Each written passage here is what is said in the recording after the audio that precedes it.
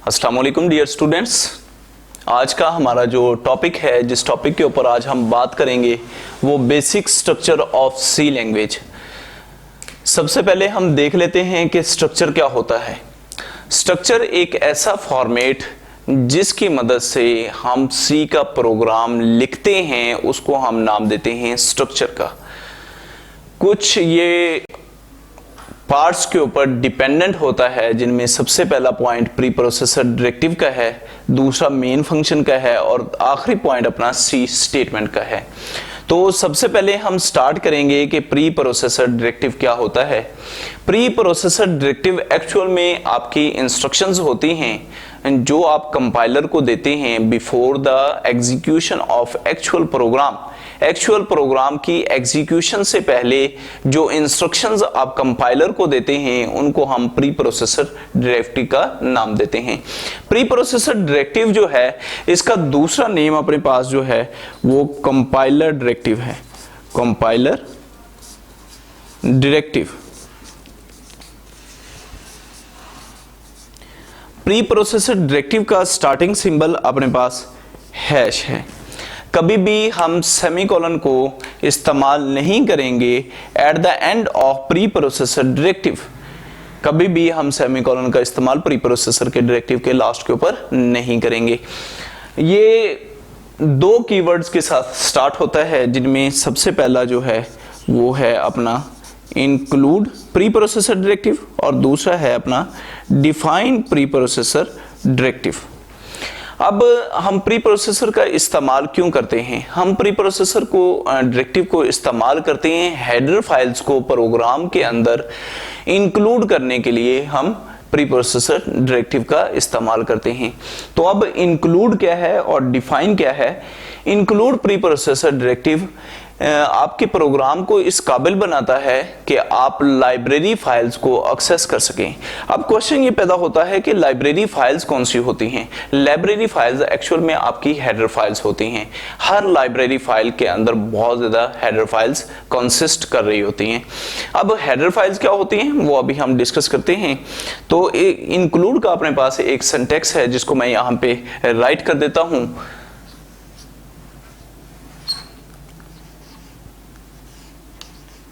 Syntax हम लिखने लगे हैं इंक्लूड का।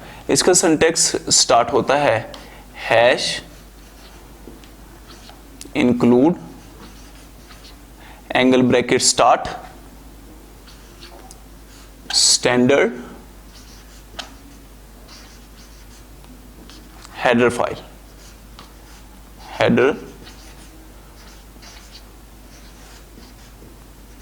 फाइल। इसकी मैं एग्जांपल यहां पे कोड कर देता हूं। एग्जांपल अपने पास hash include standard header file से मुराद अपनी studio.h या आप conio.h लगा सकते हैं, क्योंकि ये दोनों हेडर फाइल्स हैं जिनको हम प्रोग्राम के अंदर यूज करते हैं। अब इंक्लूड को हम इस्तेमाल इस वजह से करते हैं to access a library functions या to access a library files. Library files को एक्सेस करने के लिए हम इंक्लूड प्री प्रोसेसर डायरेक्टिव का यूज करते हैं। तो अब हम बात करते हैं डिफाइन प्री प्रोसेसर डायरेक्टिव की।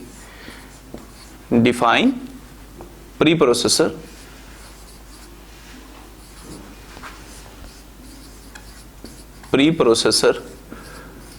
Directive.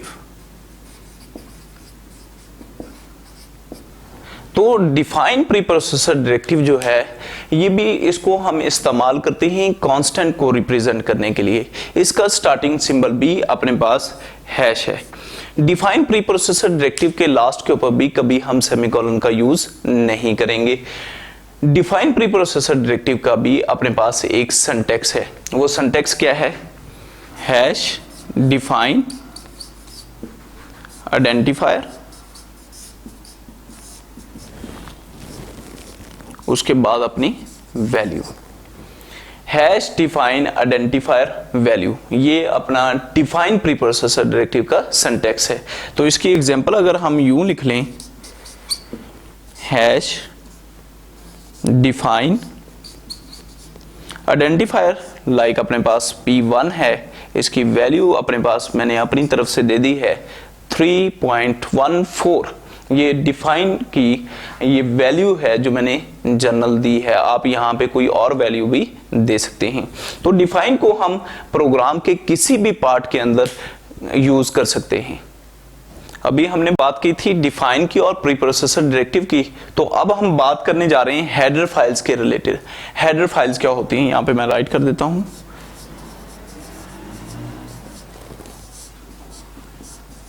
Header file, header files collection होता है स्टैंडर्ड लाइब्रेरी फंक्शंस का जो मुख्तलिफ टास्क को परफॉर्म करता है। एक प्रोग्राम के अंदर बहुत ज़्यादा हेडर फाइल्स हम यूज़ करते हैं। हर हेडर फाइल का एक प्री डिफाइंड फंक्शन होता है। हेडर फाइल की जो एक्सटेंशन होती है वो .h होती है। .h रिप्रेजेंट कर रहा है कि ये कौन सी फाइल है, अपनी हेडर फाइल है जी। अब देखते हैं हेडर फाइल के सिंटैक्स को। तो हेडर फाइल का सिंटैक्स कुछ यूं है, hash include header file.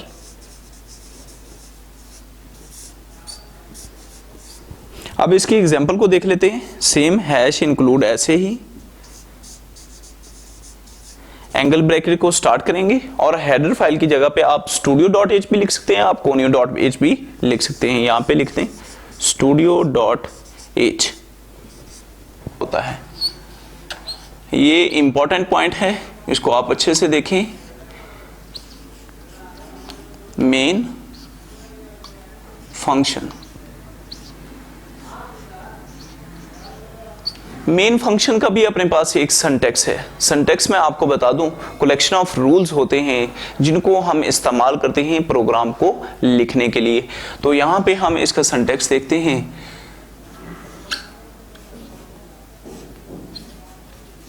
Syntax void main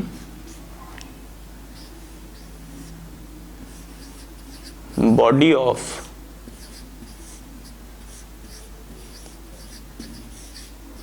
program bracket n। तो ये अपने पास मेन फंक्शन का एक सिंटैक्स है। अब थोड़ा सा जान लेते हैं कि मेन फंक्शन क्या होता है। मेन फंक्शन वो वाला एरिया है जहां से प्रोग्राम की एग्जीक्यूशन स्टार्ट होती है।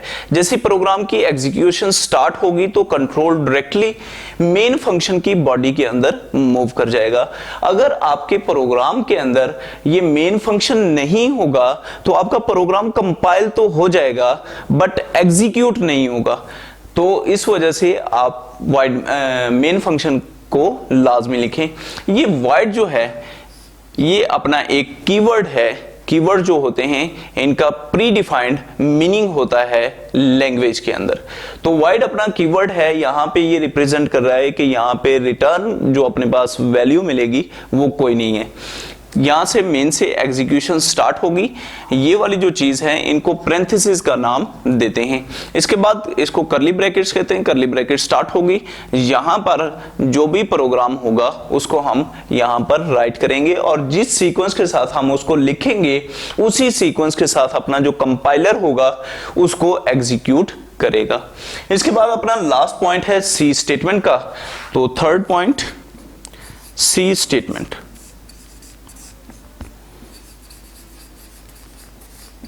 सी स्टेटमेंट क्या है?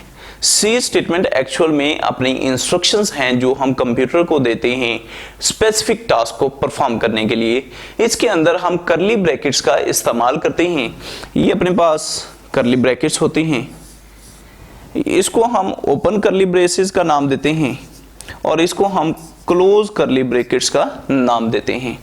इन दोनों के दरमियान जो भी स्टेटमेंट्स लिखी जाती हैं उनको एक एक करके कंपाइलर अपना एग्जीक्यूट करने की कोशिश करता है। सबसे पहले इंस्ट्रक्शन ये है तो कंपाइलर सबसे पहले इसको एग्जीक्यूट करेगा, देन इसके ऊपर मूव करेगा, फिर इसके ऊपर मूव, फिर इसके ऊपर मूव करेगा और लास्ट के ऊपर, लास्ट वाले इंस्ट्रक्शंस के ऊपर मूव करेगा। तो जिस सीक्वेंस के साथ अपनी इंस्ट्रक्शंस दी गई हैं उसी सीक्वेंस के साथ अपना जो कंपाइलर है वो उसको एग्जीक्यूट करने की कोशिश करेगा।